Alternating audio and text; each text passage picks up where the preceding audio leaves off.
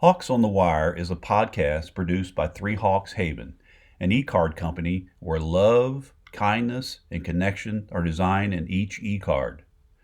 The story you're about to hear, shared by Joan's guest, will be a story from someone's life, their personal experience. By learning from stories just like this, Three Hawks Haven is able to create beautiful and moving e-cards that can really touch someone's heart.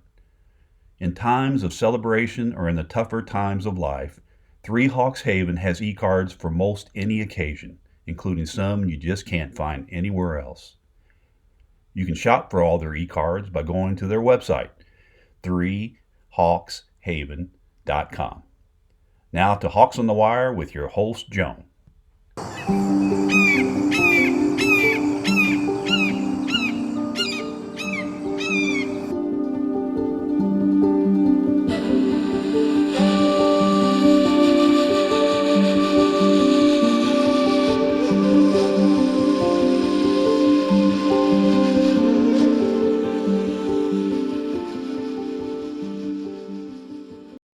Hi, my name is Joan, and I am your host for Hawks on the Wire, a podcast brought to you by Three Hawks Haven e-cards.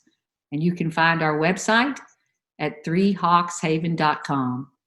Today we are talking to Renee, and she is going to share her journey with her career related to Reiki as a Reiki Master and helping to physically and emotionally heal people. Hi, Renee. How are you doing today, beautiful lady? I am fabulous. How about you, Joan? Oh, I'm doing great too, and it's so good to see you. Would you like to introduce yourself a little bit, tell our listeners a little bit about yourself? So my name is Renee, and I don't mind putting my last name out there. It's Lapine, and I am originally from Syracuse, New York. Born, raised, lived there up until 3 years ago when I moved here to Colorado. And that's where I'm residing now. Awesome. And I have 2 adult children. Jason is my oldest, and my daughter Diana is my youngest. Very good. Okay, well, I'd like to kick us off by like a definition from you about exactly what Reiki is or what Reiki does. Okay, so I'll give you a very short definition of Reiki. It's an exchange of energy. Whenever you hug someone, you're exchanging energy with the person through, if you're hugging somebody, you're either providing love, providing comfort, providing support. Any way you look at it, it's an exchange of energy. I do have a formal definition of Reiki. The word Reiki itself is made up of 2 Japanese words, Rei, which means God's wisdom or the higher power, and Ki, Ki, which is a life force energy. So Reiki is actually spiritually guided life force energy. So that's a little bit more in depth of what I give to people, because people generally, they don't need like a full-blown definition of it. If they want to look it up, you can Google Reiki and you'll find all kinds of information online about it. The lineage of Reiki that I do is the Usui system of Reiki healing, which was brought over from Japan by Dr. Usui Shiki Ryoho. I hope I did his name justice. And it was founded in the early 20th century and evolved as a result of his research, experience, and dedication to this healing practice. So basically, it was brought over from the Eastern medicine of Japan and the Asian countries. And if you dig into it at all, you'll find similarities. There's similarities to it in Native American culture. There's similarities to it in Sweden, other areas of the world. There's hands-on healing you've heard of, I'm sure, in prayer, hands-on healing in traditional religions have that. Some of the traditional religions have hands-on healing, and they do it through prayer. And basically, Reiki is a form of prayer. Because when I work on somebody, I'm hands-on. I actually physically put my hands on people to cover the energy centers in the body, which are also known as chakras. And typically there's 7 chakras. I believe there's more than that, but I don't have any scientific proof to prove that, but I believe there are more than that. And it starts at the top of your head with the crown. Then it goes to the middle of your forehead, which is your third eye. Then your throat is your throat chakra. Then right over your center of your chest is your heart chakra. Then you go to your abdomen where your solar plexus is, and it's literally the solar plexus chakra. Then the next one down is your sacral. And then the last one is your root. The root chakra is where you're rooted, grounded, based in yourself, and in your body too. What can Reiki do? That's a big question I get all the time. Reiki can do, my belief system is it can do anything, it can heal anything, it can cure anything to the degree that the person receiving it believes that. I can't say that I've ever cured anybody. I never tell anybody I can cure, because I'm not doing the healing for that individual.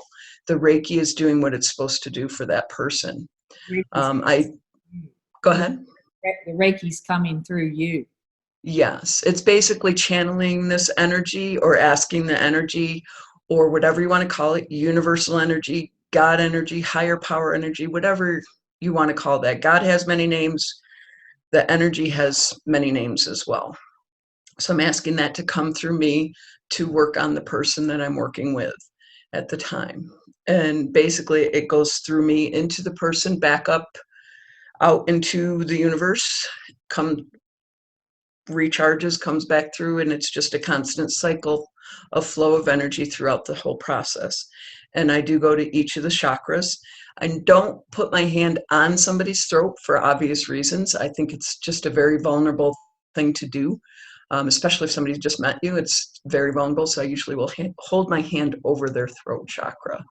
And with women, I generally will not put my hand on their chest. I will put it over their heart chakra on their chest. But I generally go to the joints as well, because my practice over the years, I've been doing this since 2006, so 15 years I've been doing this as a Reiki master. And I go to the joints because I believe that's where energy can get blocked and held up in your body. So it actually ends up, what I've learned is it actually releases through me, because I'll just be walking around the person and I'll just move in a certain direction and my knee will pop, or not pop out of place, but it'll crack. Like if you're going to a chiropractor, you'll hear that pop. Or my ankles or toes. I mean, just weird places that usually don't do that. So what I've learned is it's that person's blocked energy is releasing through me.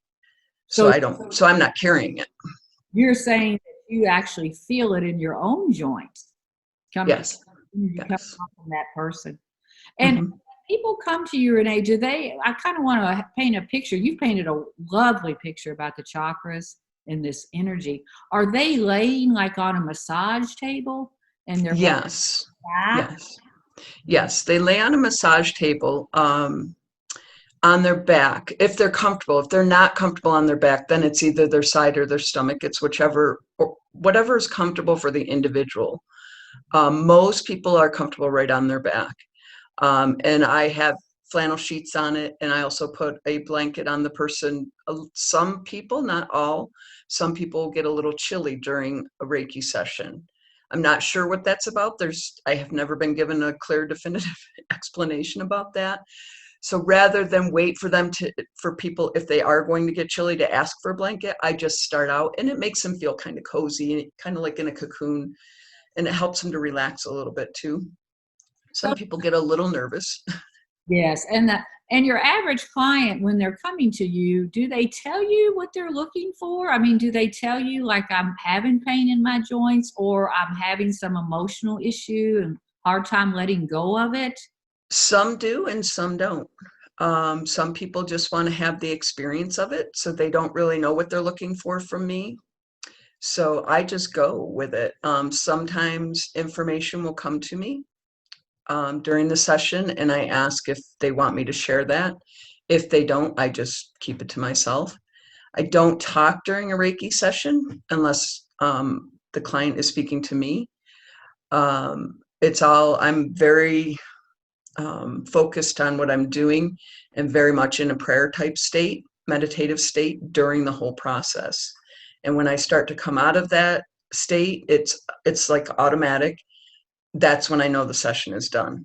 When I start to come out of this, and it's not this very foo-foo thing that happens. It's just very natural to me. It is anyway. Anybody looking at me would not know I'm in that meditative state. So it's not this. Some people mystify it is a good word. And to me, it's just basic. It's simple. I keep it that way. And it works for me. It's worked for many people that I've worked with over the years.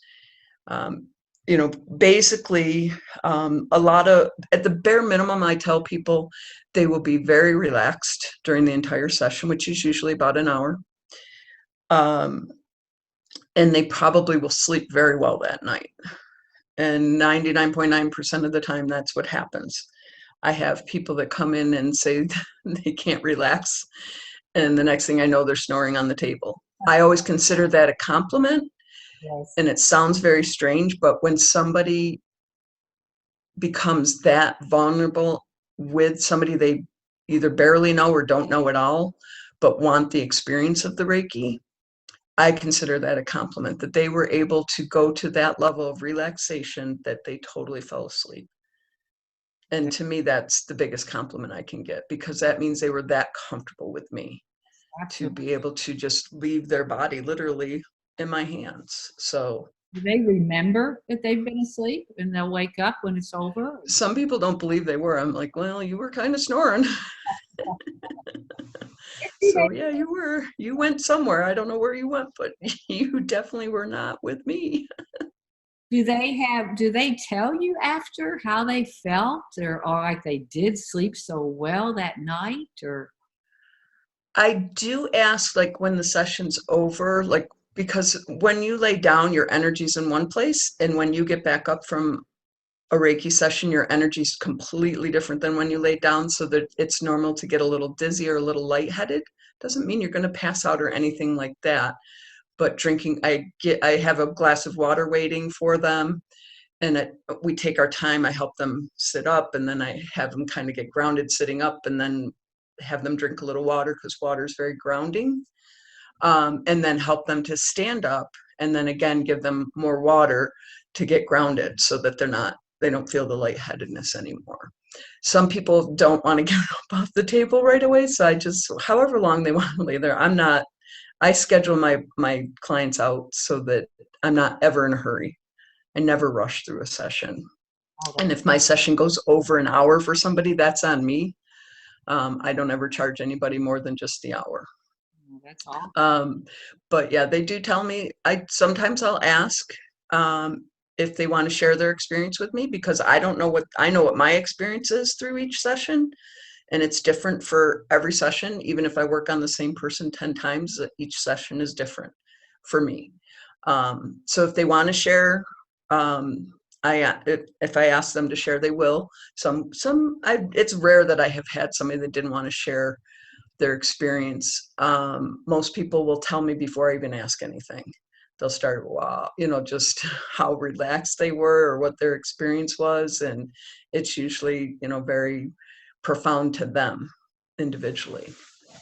That's wonderful. Do they feel, or do they cry sometime? Tears, like, or do they? Sometimes. And they feel better, I imagine. Yes, if tears come up, I actually had a woman here in Colorado. She had met me once or twice, decided she really wanted to try it. I could tell she was scared. I can feel all of that. But she admitted she was skeptical, and she was a little nervous because she'd never experienced it before, and very understandable. I was a skeptic until the first time I had Reiki, and then I was hooked, and then I had to learn it, and then I had to become a master. The skeptic was pretty interesting, though, because she did lay down and she was very fidgety. It took her a little bit of time to just relax, let her body just relax. She didn't fall asleep, but as soon as I came around to her head, I could see tears coming out of her eyes. And she just looked up at me like with this panicked look, like, what are you doing to me? And I just explained to her, I said, I'm just doing Reiki. I said, you are crying because you must need to cry. Usually it's unresolved grief that people have that they aren't even aware that they have. And Reiki will help bring that up as long as the person's open to it.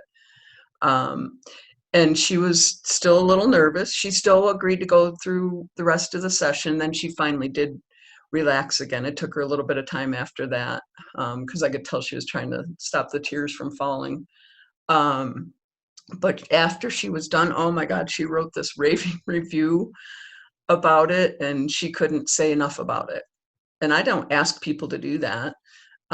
If somebody wants to, they can go on my Facebook page. My Facebook page doesn't have lots of activity because I think it's just a Reiki thing, honestly, for me. Because Reiki doesn't really need to be promoted, in my opinion, and it's strictly my opinion. Reiki speaks for itself. And it's very personal to each individual person that I work with. Now, part of the process of like when you start to do a Reiki session, there's a Reiki prayer. I have it up on my wall. I don't disregard the prayer, but I usually am just so in it. As my Reiki master teacher told me, she said, most people, they gently say the prayer and then the Reiki's called in. And she goes, not you. Boom. You're just in it. You're there in it. The Reiki's flowing like instantaneously. All I have to do is think about it. Like right now, I am so hot right now because I'm just talking about Reiki, and it's flowing already, and I'm not even working on anybody. Your body, So you're telling me your body temperature is increasing a little bit because yes, you're feeling that energy. yes. It's almost like my body, because I've been doing it so long, my body knows, my spirit knows that when I'm talking about it, must be I'm going to do it. So it's all like almost like it's gearing up to go, but it doesn't need to. But literally, my hands get very, very hot when I work on somebody. That's been, some people say they get cold hands that are Reiki masters. So it's individual to each individual Reiki practitioner, what happens for them. But for me, I just heat up. And I think really because I can handle a lot of energy coming through. Some people need more energy at other times they don't need as much coming through. But when I'm working on somebody and I'm sweating, like literally have sweat dripping off me, and all I'm doing is standing there holding space, letting the energy flow, but I have sweat pouring off me. Wow. And that doesn't happen every time either. And I've taken that to mean over the years, after 15 years of doing this, you just kind of come to pay attention to these little pieces of it. And this is one of them, that I truly believe that person needed a lot of energy that day for whatever their purpose was. And the purpose of the Reiki is not my purpose. My purpose is always for the individual. And that's how I keep it.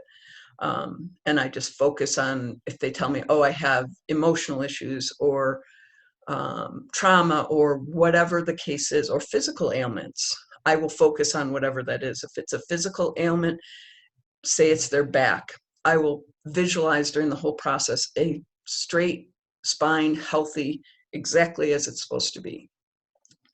With the emotional and spiritual, the same thing. I just visual emotional healing for that person, and that they are completely emotionally healed in my mind. I visualize that and picture that and hold that during their session. Same with the spiritual piece, that they're spiritually sound, fit, exactly how they're meant to be.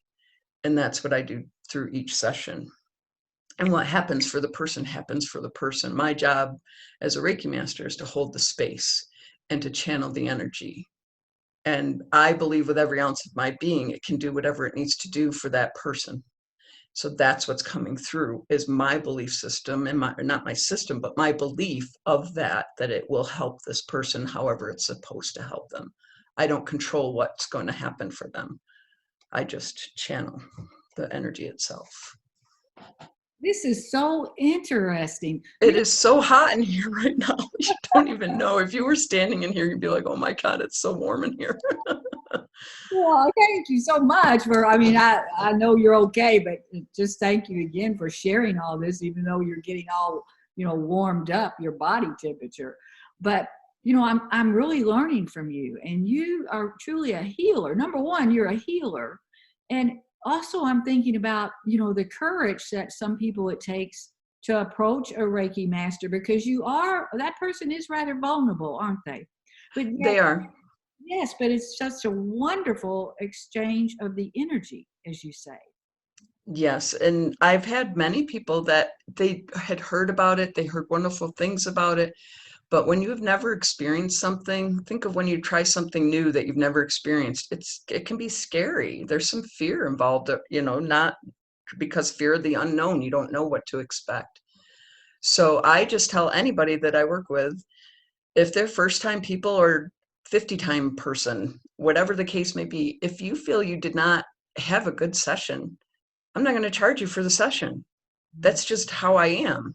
I've never not been paid, but it's not really about the money for me. I had to actually come to accept that I had to charge people what I had to value my time and my gift and the training that I took to get to this point in the number of years I've been doing it. Um, Good. and it's not that I don't feel that I'm worthy of being paid. It's just I feel this gift is just a gift, and I'm supposed to share that with people. But I've had to come to terms with honoring that time and experience and training that I've done to get to this point. So I'm in a better space with it. But I, I would never turn somebody down because they couldn't afford it. We would come up with either a payment they could afford, or we would come up with a trade. I love doing trade. I have traded for many things: hugs, feathers, crystals. Somebody's cooked me a meal before.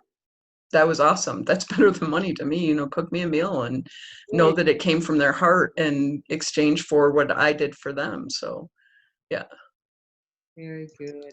And what would you tell someone that is considering Reiki, but they are a little nervous, maybe a little scared? What would you advise them? Just try it. And if you're uncomfortable or too nervous on the table, nobody's gonna, I would never force anybody to stay there. If you're not comfortable with it, you're welcome to get up. I'm not gonna make anybody stay there, but most people that come to me, they know that they need to come and have this experience at least. So most people, even if they're nervous, they might be nervous through the whole session, but usually at some point during the session, they at least relax enough to be able to feel that within themselves. And I actually worked with a gentleman back in Syracuse, New York, where I'm from, who had significant anxiety. And I actually worked with him several times and taught him how to take care of his own anxiety. And, he stopped calling me, and somebody said, "Oh, that's too bad." I said, "No, that's really good. That means he's taking care of himself right now with that little exercise I gave him to do." And I was grateful for that. I loved working with him. He was just a sweet, gentle guy, but he just had some severe anxiety. And I was happy to be a part of his healing journey with that. Um, so, that's most people come to me for a reason. And I believe there's a reason for everything. There's a reason and a purpose for everything. My purpose in life is to connect with as many people as I can, to share Reiki and help awaken and that's a big thing about it, is what Reiki can do is awaken the healer within each and every person. We are each our own individual healer, and Reiki can awaken that within each person I work with. And that's always my goal. Reiki people should want to work themselves out of a job in some senses, if it's with a specific, like a specific physical ailment or emotional or spiritual malady of some sort. If you work through that, doesn't mean that you're never going to need to come back for Reiki, because that's like a big question. Well, how often should I come? Well, you can't OD on Reiki, so you can come as often as you want. I don't make any kind of real suggestions about it, because it's a personal choice, and you know how you feel better than I do. individuals know how they feel. I'm not them. So I said, it's whenever you feel. I said, if I were to give a suggestion, it would be about once a month, because even Reiki masters, my chakras come out of balance on a regular basis. And a recharge sometimes, or just a realignment of the chakras to get them back and active again, is helpful. But I don't ever tell people, oh, you should come once a week for 5 weeks, or sometimes you sign up at chiropractors offices like that, and I don't know, I'm not a fan of tying into that, but I understand some people need that. So that's really what I do. I try not to make it about me. It's not about what I think people need, it's what they think they need, and I can give them my opinion, and that's really about all it is an opinion. And I love how you talk about the healing, how we can all have our own healing. Yes, everybody is their own healer. And in Native American culture, I really got tested on this, and I had shared this with you before, Joan, at a Native American festival. I had gone there and I was doing Reiki unexpectedly. I was asked to set up my Reiki table there. And unbeknownst to me, the whole weekend that I was doing Reiki on people, I was so busy I couldn't even eat the food or drink the drinks that I had brought with me, because they were all down at my campsite, which was a little bit of a walk from where the festival was. And I just kept whatever food I needed or drink I needed, I got from one of the vendors. So it's kind of like this whole cycle of recycling, if that makes sense. Like I only charged by donation. So whatever anybody wanted to donate, but I made enough money throughout that whole weekend that I paid for any food me or my young daughter at the time needed for the whole weekend. Plus I paid for half the tent that I was sharing with my friend that invited me to do Reiki over the weekend at the festival. And it paid for my gas, and I still had about $100 in my pocket, and it was donation. It was donation only.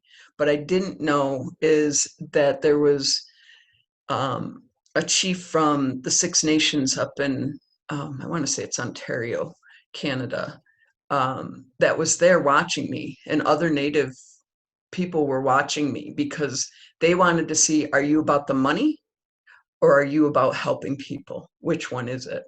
You did I not. didn't know this. I didn't know it till after the festival is over. And my friend that lives up near the Six Nations in Akwesasne, which is a Mohawk nation up in Canada, she was telling me that that my name went all the way up to Six Nations because they were watching me to see if I was a healer or if I was a phony that was just trying to make money. Last day of the festival, the chief, unbeknownst to me that he was a chief, came up and he'd gone by my booth several times, kept saying, no, don't want Reiki or don't want anything done. She might hurt me. Well, finally I'd heard it enough by that Sunday morning that I finally spoke up and said, what I do is never meant to hurt anybody. It's only meant to help people. So he goes, okay. He goes, how much is it? I said, it's a donation. He goes, well, all I have is $3. I said, well, that's a donation. I literally got $3 for that session. I did not even blink an eye at it. And he knew I was all about the healing piece and not about making a dollar bill, because that's what I'm here for. I'm here to help people. And that's part of what I do, to help people. And it was really interesting, but he was so excited after he was done that he went and talked to somebody and then came back and wanted to me to work on his wife, and I had already been packing up to leave for the weekend, so I had to tell him no. But I did meet him at another festival, oh God, maybe 6 months later or another year later after that. It was interesting. So, I wanted to define healer as well. A lot of people misconstrue healer as somebody that heals other people. I personally do not heal anybody. A healer is somebody that assists other people in their own healing. And the path of a healer is not an easy path. Any of my character defects or my past history that are issues I still work on, they get to deeper levels, because the deeper I go with that, the more I have to offer people that I work with. So I can't give away what I don't have. So if I don't have healing within myself, how could I possibly help other people to heal? I can't. But I can, because I've done so much work over so many years of my own personal healing, that I keep doing that. I keep growing. I keep learning. I keep moving forward with that. And that just helps me to bring more to the table, literally. Wonderful. That's like what you're saying is when you give, you really receive, don't you? Yeah, it's a win-win. I always consider Reiki a win-win, because that energy is coming through me. So guess what? I'm getting the benefit of the Reiki energy too, as it's flowing. Like, even with just sitting here talking about it and knowing that the Reiki's flowing automatically, I can feel that. And I always feel better. Not that I felt bad before, but it really uplifts me. I'm always like, just so, the best thing is to see somebody's face. Like when they lay down, I do take note of their face. You know, a lot of people are stressed, and you can see that in their face. And so when they lay down and they're a stressed person, I can see it. And when they're done, at the end, their face is smoothed out. And I haven't touched their face other than their forehead to work on their third eye chakra. And I see that, and I see it shine. Like it's almost like they glow with energy, really. And I'm not trying to mystify that at all. That's just what I see. And that's the gift. I get to be a part of that, to witness that, to experience that with them, and to see that stress go away. That's a gift to me. Like, I've got goosebumps on me right now because I'm talking about that. Because it's literally brought me to tears before, to see somebody's face that was so stressed when they laid down, or so sad, or whatever's going on with them emotionally, and to see that lifted, even if it's just for that hour, or maybe the next several hours to come, or the next week. I'm told that Reiki can last up to a week. Again, I have no scientific proof of that. It's just what I was told by my teacher. But that's what I do this for. I'll tell you two little blips of stories. Now, the part of the Reiki prayer is you're calling in previous masters, like right back to Usui Ryoho, the person that brought it here, and everyone after him in his lineage, which is anybody that's been trained under that lineage, which up to including me, and anybody since then. So you call in those guides, you call in their spirit guides or angels. My grandmother, who has been gone since I was a little girl, she passed away when I was around somewhere between 8 and 10. She's with me during every session. And I know it by the blue color that comes when I close my eyes during the session. I can see the blue. Took me a long time to figure out that's who that is. But as I'm calling in people and guides and spirit guides, this woman I worked on, and this was here in Parker about a year ago, I think it was, maybe a little bit more than that. And it was my second session with her. Now, I've never, ever, ever, never in 15 years in a session ever called in Jesus. I guess I just assumed it was a given that Jesus would show up, right? And so I'm working on her, and I come back around to her head, and for some reason, I called in Jesus. And even within my mind, I was like having this quiet conversation with myself saying, you never call in Jesus. And then I always tell myself, when I start questioning, I said, just go with it. And so I finished the session. And so she was, as soon as she came out, woke back up, because she went right out. She was telling me the different parts where I went around to different parts of her body. And she goes, and when you came around to my head, Jesus's face was right in front of mine. My knees buckled. I was literally, I literally was tearing up, because I was so blown away by that. I said, that is the reason why I do what I do. That's why I keep doing it, because of the experiences that people get from it. And that experience, I've never had anybody experience that before. And this was very profound to her. And it meant so, not because I worked on her or anything, but that experience with Jesus's face being right in front of her face at the exact time I came around to her head. Now, I didn't tell her any of this because I don't talk during the sessions. She didn't know what I was doing. And I just told her, I thanked her for sharing that information with me.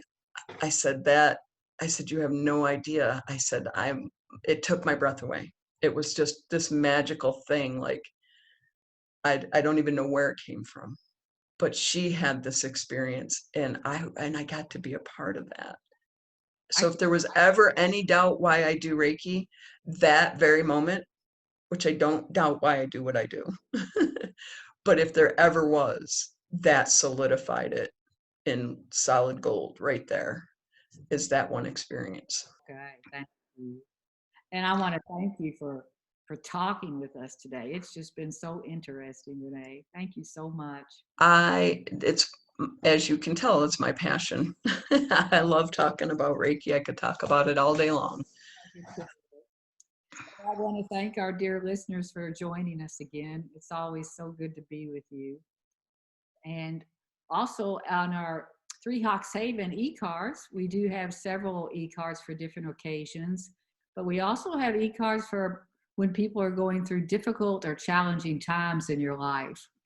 So feel free to browse at threehawkshaven.com, and maybe you know somebody that's going through a difficult time, and send them an e-card. Let them know you're thinking about them, brighten their day.